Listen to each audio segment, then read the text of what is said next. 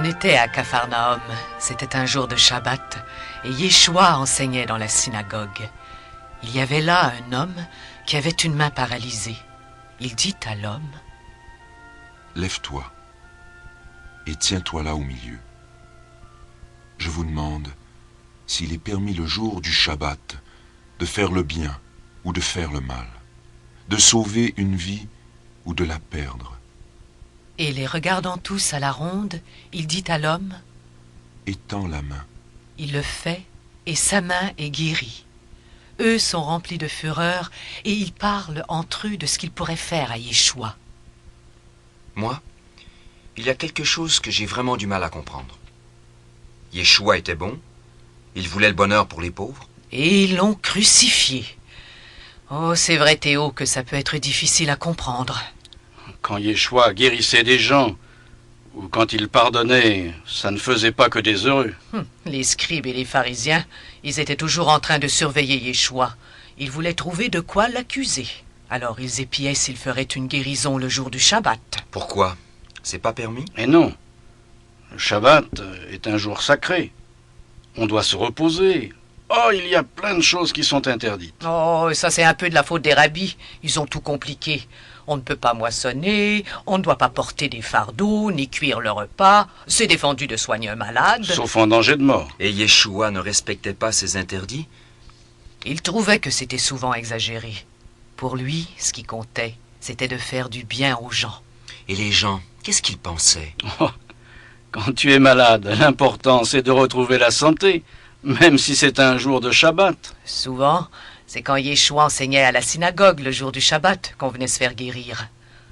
Oh, une autre fois, c'était une femme, infirme depuis 18 ans. Elle était toute courbée. Yeshua l'appelle et lui dit: « Femme, te voilà libérée de ton infirmité. » Il lui impose les mains.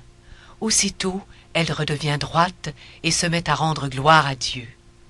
Le chef de la synagogue, indigné de ce que Yeshua a fait une guérison le jour du Shabbat, prend la parole et dit à la foule: « Il y a 6 jours pour travailler. C'est donc ces jours-là qu'il faut venir pour vous faire guérir, et pas le jour du Shabbat. » Esprit perverti! Est-ce que le jour du Shabbat, chacun de vous ne détache pas de la mangeoire son bœuf ou son âne pour le mener boire? Et cette femme, fille d'Abraham, que Satan a liée voici 18 ans, n'est-ce pas le jour du Shabbat qu'il fallait la détacher de ce lien? À ces paroles, tous ses adversaires sont couverts de honte. Les pauvres, les malades, les pécheurs, eux, ils étaient attirés par Yeshua, par cette force qui sortait de lui. Yeshua, pour eux, c'était comme une main tendue, une main qui te dit: « Lève-toi et marche. » Mais le chef de la synagogue a peut-être raison. Yeshua n'aurait pas pu faire ses guérisons un autre jour? Si tu as un peu de compassion dans ton cœur, tu ne penses pas des choses comme ça. Ce que Yeshua ne pouvait pas accepter, c'était l'hypocrisie. Par exemple, il y a des scribes qui acceptent qu'on détache son âne pour le faire boire, même si c'est le Shabbat. Mais pour eux, ce jour-là, tu n'as pas le droit de libérer une personne de ce qui la paralyse. Une autre fois, Yeshua leur a demandé: « Si ton fils, ou même un bœuf, tombe dans un puits un jour de Shabbat, qu'est-ce qu'il faut faire ?» J'imagine qu'on doit l'en retirer. Ouais, c'est ce que Yeshua disait. Donc, c'est permis de guérir le jour du Shabbat. Oui, mais les Esséniens pensaient bien autrement. On trouve ça dans leurs écrits. Qu'on n'aide pas une bête à mettre bas le jour du Shabbat. Et si elle tombe dans une citerne ou dans une fosse, qu'on ne la relève pas. Si tu es rejeté par tout le monde, ce que tu attends, c'est quelqu'un qui croit en toi. Ah, ce qui guidait Yeshua, c'était la compassion.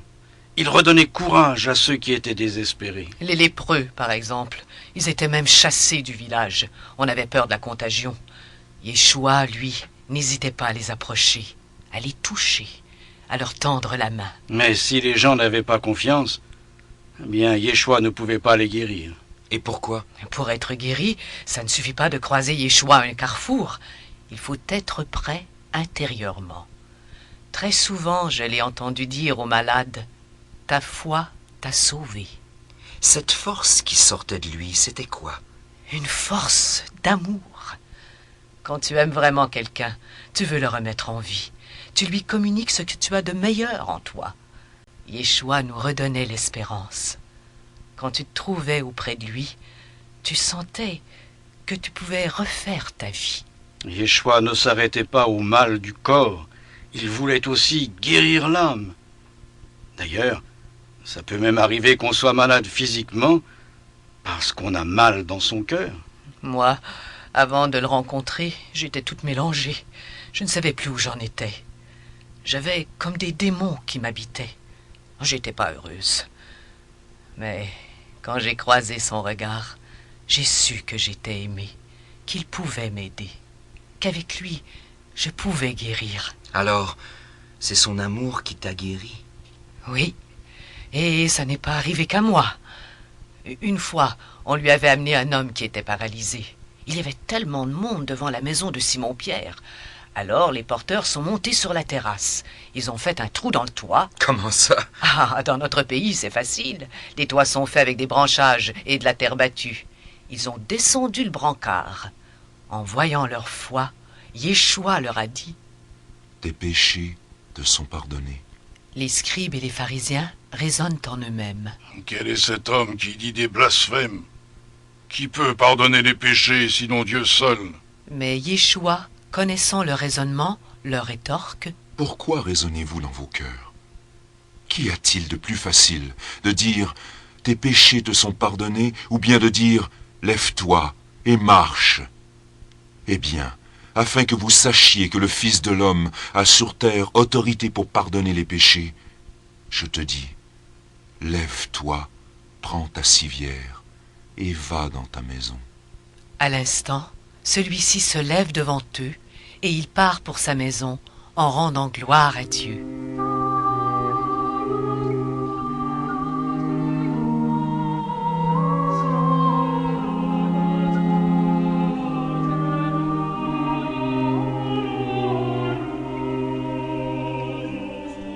L'amour que tu donnes aux malades, c'est ça qui guérit son mal intérieur. Mais c'est pas Dieu seul qui peut pardonner. Quand on fait le mal, c'est d'abord parce qu'on manque d'amour. Alors, pardonner, c'est redonner à la personne l'amour qui lui manque. Et cet amour-là, il faut qu'il vienne de celui qui est plein d'amour, de Dieu. Oui, Jean le dit souvent. L'amour vient de Dieu et celui qui aime est né de Dieu. Un jour, Yeshua mangeait chez un pharisien. Une pécheresse est entrée avec un flacon de parfum. Elle se place tout en pleurs aux pieds de Yeshua. Elle se met à baigner ses pieds de larmes, elle les essuie avec ses cheveux, elle les couvre de baisers, elle répand sur eux du parfum. Le pharisien, lui, il est scandalisé. Si cet homme était un prophète, il saurait qui est cette femme qui le touche et ce qu'elle est, une pécheresse. Yeshua prend la parole et lui dit: Simon, j'ai quelque chose à te dire. Parle, maître. Un créancier avait 2 débiteurs. L'un lui devait 500 pièces d'argent, l'autre 50. Comme il n'avait pas de quoi rembourser, il fit grâce de leur dette à tous les 2. Lequel des 2 l'aimera le plus? Je pense que c'est celui auquel il a fait grâce de la plus grande dette. Yeshua lui dit: Tu as bien jugé. Tu vois cette femme? Je suis entré dans ta maison. Tu ne m'as pas versé d'eau sur les pieds. Mais elle a baigné mes pieds de ses larmes et les a essuyés avec ses cheveux. Tu ne m'as pas donné de baiser, mais elle, depuis qu'elle est entrée, elle n'a pas cessé de me couvrir les pieds de baisers. Tu n'as pas répandu d'huile odorante sur ma tête, mais elle a répandu du parfum sur mes pieds. Si je te déclare que ses péchés, si nombreux, ont été pardonnés, c'est parce qu'elle a montré beaucoup d'amour. Mais celui à qui on pardonne peu, montre peu d'amour. Femme, tes péchés ont été pardonnés. Ta foi t'a sauvée. Va en paix. Si t'as conscience de beaucoup manquer d'amour, alors t'es prête à en recevoir beaucoup. Ça voudrait dire qu'on se prive d'amour si on n'a pas conscience d'être fautif. Eh bien, plus tu sens ton vide intérieur, plus tu es capable d'ouvrir ton cœur. L'amour de Dieu, c'est comme la lumière. Si tu bouges toutes les fenêtres de ta maison, la lumière ne peut plus rentrer. Comme celui qui se croit correct, il laisse pas la lumière de l'amour atteindre son cœur. C'est ce que Yeshua disait à ceux qui sont convaincus d'être bons. Il racontait ça sous forme de parabole. Il y a 2 hommes qui montent au temple pour prier. L'un est un pharisien et l'autre est un collecteur d'impôts. Le pharisien, debout, prie. Dieu, je te rends grâce du fait que je ne suis pas comme le reste des gens. Ils sont voleurs, injustes, adultères. Ou que je ne suis pas comme ce collecteur d'impôts. Moi, je jeûne 2 fois par semaine. Et je paye la dîme de tout ce que j'acquiers. Le collecteur d'impôts se tient en arrière. Il ne veut même pas lever les yeux au ciel et il se frappe la poitrine. Dieu, sois miséricordieux pour le pécheur que je suis. Je vous le dis, ce dernier redescend chez lui avec un cœur droit, mais l'autre, non. Les pharisiens, quand ils entendaient ça, Oh, ils enrageaient contre Yeshua. Théo, tu demandais pourquoi Yeshua a été crucifié. Eh bien, tu commences à avoir réponse à ta question. Il avait tellement d'amour. Il voulait tellement guérir les gens, les malades comme les pécheurs, et il leur redonnait leur dignité. C'est pour ça qu'il n'avait pas peur de manger avec eux. et pourquoi il aurait eu peur? Chez nous, quand tu manges avec quelqu'un d'impur, tu deviens impur, toi aussi. Alors tu dois éviter de fréquenter l'impur. Les forces mauvaises qu'il a en lui, tu pourrais les attraper. Quand tu as approché quelqu'un qui est impur, tu dois te purifier. Comme quelqu'un qui serait contagieux? Mais comment on devient impur? Eh bien, si tu fréquentes des païens, par exemple, ils sont impurs parce qu'ils peuvent adorer des idoles qui ne sont pas le vrai Dieu, le Dieu du ciel et de la terre, le Dieu d'Israël. Les collecteurs d'impôts, parce qu'ils travaillent avec les Romains qui sont des païens, ils sont impurs eux aussi. Ah, on a souvent reproché à Yeshua de manger avec les collecteurs d'impôts. Pour les scribes, le voir manger avec ces gens-là, c'était la honte. Accueillir les pécheurs passe encore.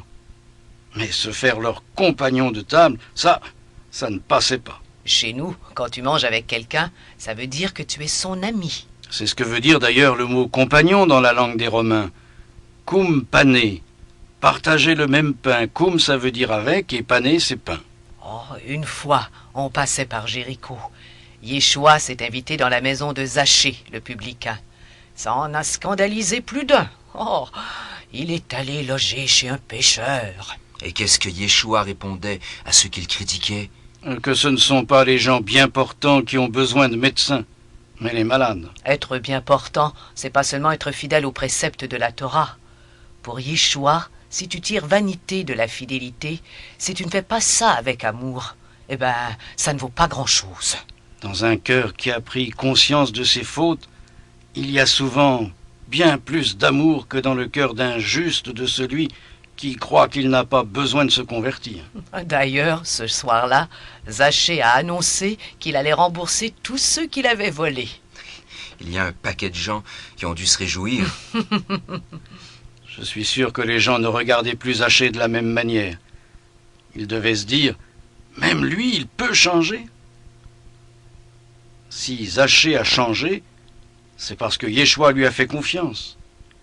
Un changement comme ça, c'est ce qui réjouit le cœur de Dieu. Quand on lui reprochait sa façon de se comporter avec les pécheurs, Yeshua répondait qu'il agissait comme Dieu son Père. Alors, ça veut dire que Dieu a de la joie quand quelqu'un s'ouvre à l'amour.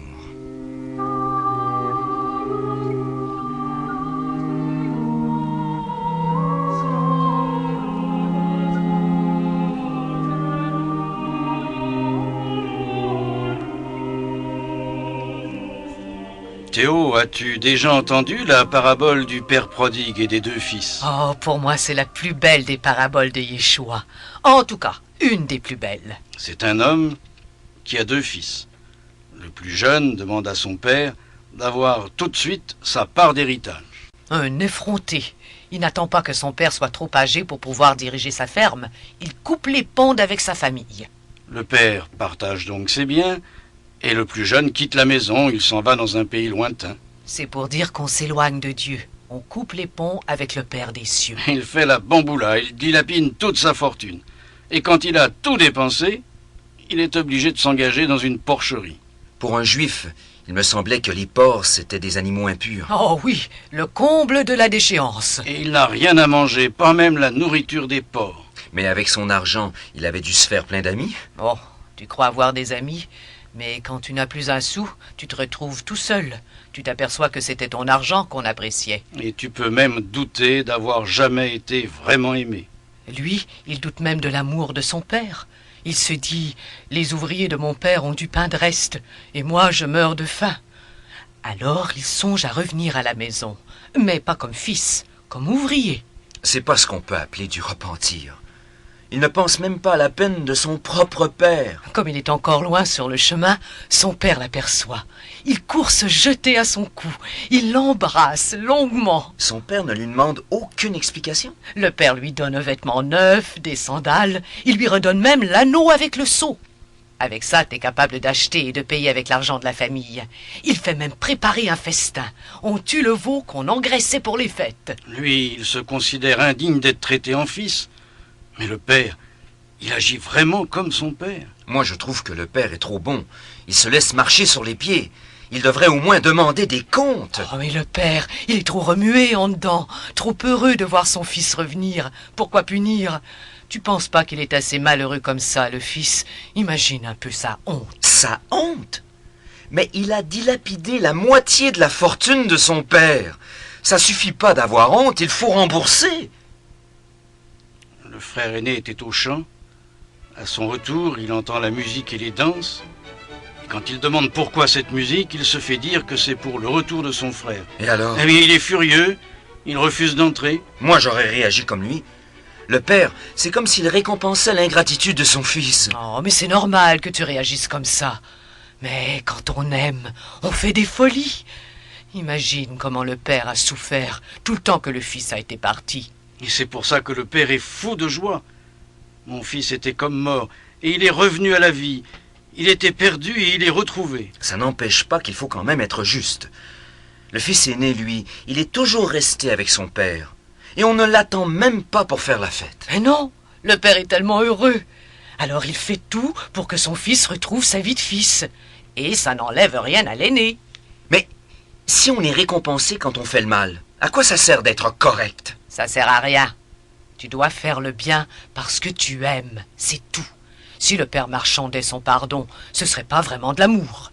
Alors le père sort pour prier son fils aîné de se joindre à la fête. Il se fait répondre « Depuis toutes les années que je te sers, tu n'as jamais donné un chevreau pour festoyer avec mes amis. Bien répondu. Le père, qu'est-ce qu'il répond à ça? Toi, tu es toujours avec moi.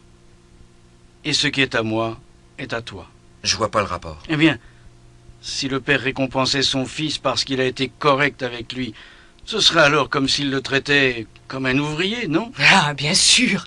Alors que le père lui dit « Tu es mon fils, je t'aime, je t'ai déjà tout donné. » Et c'est ce que Yeshua disait de son Père du ciel. Le Père et moi, nous sommes un. Tout ce qu'a le Père est mien. C'est ça que le père aurait voulu que son fils aîné comprenne. Le drame du fils aîné, c'est son besoin de justice. Ça l'empêche de se laisser aller à l'amour. Il ne parle même pas de son frère, il dit ton fils. Mais le père lui rappelle que c'est son frère. Ton frère était mort et il est revenu à la vie. Il était perdu et il est retrouvé. Et c'est pour ça qu'il faut festoyer et se réjouir. Moi, je ne suis pas d'accord. D'abord, qu'il répare. Oh, toi, Théo, tu réagis comme le fils aîné. Vous êtes comme les pharisiens. Eux aussi n'aimaient pas que Yeshua fasse la fête avec les pêcheurs. Le drame du fils aîné, c'est qu'il a fermé son cœur à l'amour. C'est ça le péché. Se fermer à l'amour et devenir incapable de pardonner. Quand tu ne peux plus pardonner, tu ne peux pas te laisser pardonner. Et alors, eh bien, tu fais ton propre malheur. Père, fais que nous n'entrions pas dans la tentation. C'est ce que Yeshua nous fait demander à Dieu. Pour moi, la plus grande tentation, c'est de se mettre à douter de l'amour. Douter que l'amour est assez fort pour nous changer. Pardonner, c'est dire à l'autre qu'il est meilleur que ce qu'il fait. C'est l'aimer assez fort que ça va l'aider à changer sa vie. Mais le père n'aurait pas pu exiger que son fils répare sa faute, lui faire payer son ingratitude pour pas qu'il recommence. Oh, ça me fait penser à ce que je vivais quand j'étais petite. Quand je faisais une bêtise, ma mère me punissait. Elle me faisait un visage dur. Et moi, je me disais qu'elle ne m'aimait plus. Quand j'avais fini ma punition, alors j'avais droit à être embrassée. Dans ma petite tête d'enfant, ce que je me disais, c'est « Marie, si t'es pas parfaite, tu ne peux pas être aimée. » Et c'est pas comme ça qu'on agit avec Dieu? Oui, quand tu as péché, il faut que tu offres un sacrifice au temple. C'est seulement quand tu as payé l'offrande que tu es pardonné. Et si tu n'as pas d'argent pour payer l'offrande, alors tu penses que tu es condamné par Dieu. Longtemps j'ai pensé que Dieu ne pouvait pas m'aimer, parce que j'étais jamais vraiment correcte, et que je le serai jamais. Lui, Yeshua, il disait que le Père n'attend pas que tu aies réparé ta faute pour te pardonner. Tu es pardonné dès que tu ouvres ton cœur à Dieu. Et quand tu seras pardonné, alors tu vas avoir la force de réparer le tort que tu as fait. Ça me rappelle un moment terrible que j'ai vécu avec Yeshua. On était au temple. Il enseignait, beaucoup de gens l'écoutaient. Tout d'un coup, il y a tout un groupe qui arrive. Des gens en furie qui traînent une femme qu'on a surprise en délit d'adultère. Maître, cette femme a été prise en flagrant délit d'adultère. Dans la Torah, Moïse nous a prescrit de lapider ces femmes-là. Et toi, qu'en dis-tu? Yeshua se baisse et se met à tracer du doigt des traits sur le sol. Comme il continue à lui poser des questions, il se redresse et leur dit « Que celui d'entre vous qui n'a jamais péché, lui jette la première pierre. » Et s'inclinant à nouveau, il se remet à tracer des traits sur le sol. Après avoir entendu ces paroles, ils se retirent l'un après l'autre, à commencer par les anciens. Comme la femme était toujours là, au milieu du cercle, Yeshua se redresse et lui dit « Femme, où sont-ils donc? Personne ne t'a condamné? » « Personne, Seigneur. » Moi non plus, je ne te condamne pas. Va, et désormais, ne pêche plus. Tu vois, notre Père des cieux, eh bien, tu peux faire les plus grandes folies, il espérera toujours en toi. Le Père du ciel est le Dieu de la vie, et pas celui de la mort. Le Dieu qui est amour, il ne pense qu'à nous faire vivre. Mais il y a des gens qui pensent plus à la punition qu'au pardon. Pourtant, pour aider quelqu'un à changer de vie, une main sur l'épaule, ça vaut mieux qu'un coup de pied au derrière. Et puis la punition, c'est souvent les conséquences de notre faute. La vie se charge assez de nous punir. C'est pas la peine que Dieu en rajoute. Les anciens qui ont traîné cette femme jusqu'à Yeshua, ils devaient être scandalisés. Comme le fils aîné. Ces anciens, c'étaient des membres du Grand Conseil, le Sanhédrin. Ils ont perdu la face devant ceux qui étaient là, ceux qui écoutaient l'enseignement de notre maître. T'imagines, Théo, qu'ils vont vouloir se venger pour lui faire payer ça à Yeshua.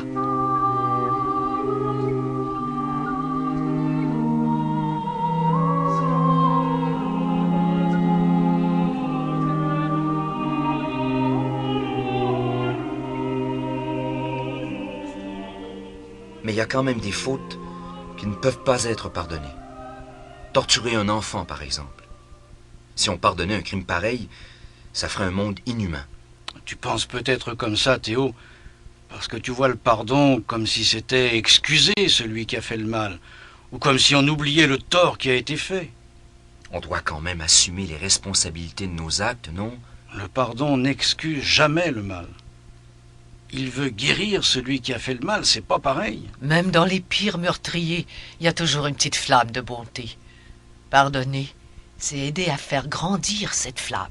Et puis il ne faudrait pas croire que le pardon, c'est quelque chose d'instantané, ça peut prendre des jours, des mois.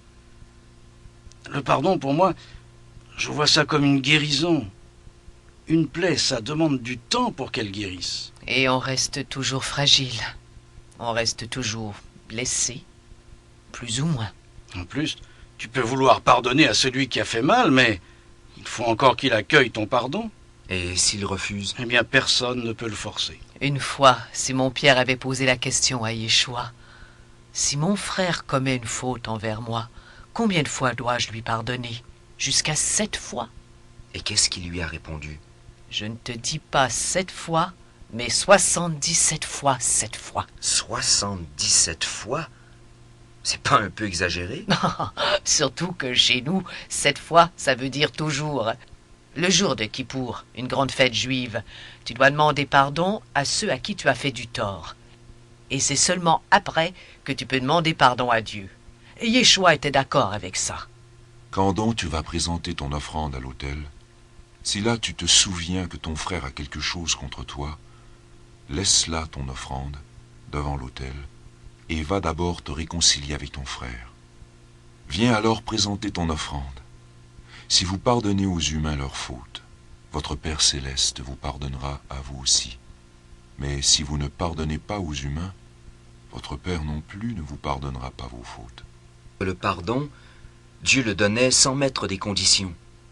Mais s'il faut pardonner pour être pardonné, c'est pas une condition? Eh bien, ce qui est écrit dans le livre du Siracide, ça peut nous aider à comprendre. Si quelqu'un nourrit de la colère contre un autre, comment peut-il demander à Dieu la guérison? Il est sans compassion pour son semblable, et il prierait pour ses propres fautes. On ne peut pas refuser d'aimer son frère et en même temps vouloir que Dieu nous aime. Quand on accueille le pardon de Dieu, on s'ouvre à l'amour. Et quand on refuse de pardonner à l'autre, on se ferme à l'amour. C'est pas Dieu qui met des conditions à son pardon, c'est nous qui tuons en nous le pardon de Dieu. Tu peux pas dire « j'aime Dieu » et haïr ton frère. Ou alors tu te mens toi-même. Et c'est ce qu'on trouve aussi écrit dans le Siracide. Pardonne à ton prochain ses torts. Alors, à ta prière, tes péchés seront remis. Ce que dit le Siracide, ça se retrouve dans la prière de Yeshua. Père, pardonne-nous nos péchés, car nous-mêmes, nous pardonnons à tous ceux qui ont des torts envers nous. On pourrait dire que se pardonner, c'est comme un service que les disciples doivent se rendre les uns aux autres. Si ton frère vient à pécher, va le trouver et fais-lui tes reproches seul à seul. S'il t'écoute, tu auras gagné ton frère. S'il ne t'écoute pas, prends encore avec toi 1 ou 2 personnes pour que toute affaire soit décidée sur la parole de 2 ou 3 témoins. S'il refuse de les écouter, dis-le à l'assemblée. Et s'il refuse d'écouter même l'assemblée, qu'il soit pour toi comme le païen et le collecteur d'impôts. Amen, je vous le déclare. Tout ce que vous lirez sur la terre sera lié au ciel, et tout ce que vous délierez sur la terre sera délié au ciel. Ce que vous lirez sur terre sera lié au ciel, ça veut dire quoi? C'est une formule juive. Ça signifie permettre et interdire. Si quelqu'un a fait une faute grave, tu le lis. C'est-à-dire que tu lui interdis de fréquenter la synagogue. Et par le pardon, tu le délies, tu l'accueilles de nouveau dans la communauté. Tu dois surtout prendre ça au positif. Ce que vous délierez sera délié au ciel. Le ciel, ça représente Dieu. Donc, quand tu pardonnes les fautes de quelqu'un, Dieu lui pardonne. Je croyais que Dieu seul pouvait pardonner. Les pharisiens, quand ils voyaient Yeshua dire à quelqu'un « tu es pardonné », ça les scandalisait. Qui est cet homme qui va jusqu'à pardonner les péchés? Chaque personne, finalement, c'est comme un relais de Dieu pour donner le pardon. Et Yeshua, il a tellement d'amour en lui qu'il est un relais parfait de Dieu. Cette bonté qu'il avait envers tous les pécheurs, c'est ça qui lui a valu la mort. Bien des pharisiens trouvaient que sa façon de pardonner, ça ne pouvait qu'encourager les pécheurs à pécher. Alors il lui tendait des pièges, comme avec la femme adultère. Un piège? Comment ça? Eh bien, la Torah ordonne de lapider ceux qui sont adultères. Alors, si Yeshua s'oppose à ce qu'on lapide la femme, on pourra l'accuser de s'opposer à la Torah, à l'enseignement que Dieu a donné à Moïse. Et par contre, s'il dit qu'il faut la lapider, Yeshua n'est plus l'homme du pardon, de la bonté. Et alors, les petites gens, les pécheurs, n'auront plus confiance en lui. Son attitude envers la femme adultère Yeshua savait que les autorités ne lui pardonneraient pas ça et qu'on chercherait à le faire mourir. Mais jamais Yeshua n'a laissé la vengeance ou la haine l'envahir. Jusqu'à la croix, c'est l'amour qui a habité son cœur. Et quand il est revenu à la vie, il a insufflé son souffle de vie et de bonté dans le cœur de ses disciples. La paix soit avec vous. Comme le Père m'a envoyé, à mon tour je vous envoie. Recevez le souffle spirituel de sainteté. Ceux à qui vous remettrez les péchés, ils leur seront remis. Ceux à qui vous les retiendrez, ils leur seront retenus. Pardonnez-vous les uns aux autres, c'est un peu comme le testament de Yeshua. Alors comme ça, si on est disciple de Yeshua, on peut pardonner au nom de Dieu. On peut pas, on doit. C'est comme une mission qu'on a reçue. Le Père a besoin de nous pour communiquer son souffle d'amour. Pourtant, même si on est disciple, malgré tout, on reste un pécheur. C'est pas parce qu'on est meilleur que l'autre qu'on peut pardonner. Quand tu pardonnes, tu ne pardonnes pas seulement avec ton amour à toi, mais avec l'amour de Yeshua. Il met en nous son souffle d'amour. Parce que Yeshua a été fidèle à l'amour et au pardon jusqu'au bout, jusqu'à la mort. Eh bien aujourd'hui, on peut puiser en lui l'amour. Un amour qui donne la force du pardon. Tu ne peux pardonner que si tu pries, si tu demandes à Dieu la force de son amour. C'est ce que Jacques a écrit dans sa lettre aux chrétiens de la diaspora. L'un de vous est-il malade? Mais qu'il fasse appeler les anciens de l'Église et qu'il prie. S'il a des péchés, il lui sera pardonné. Confessez donc vos péchés les uns aux autres et priez les uns pour les autres afin d'être guéris. Vivre le pardon comme ça, c'est impressionnant. Alors la communauté de Yeshua, c'est une chance inouïe. C'est une chance, comme tu dis. Mais être chrétien, c'est d'abord une responsabilité. On est responsable du pardon de Dieu dans le monde. Et ça, en étant témoin de sa tendresse. C'est sûr qu'on est loin d'être à la hauteur. Mais c'est Yeshua qui veut vivre avec nous cette tendresse de Dieu.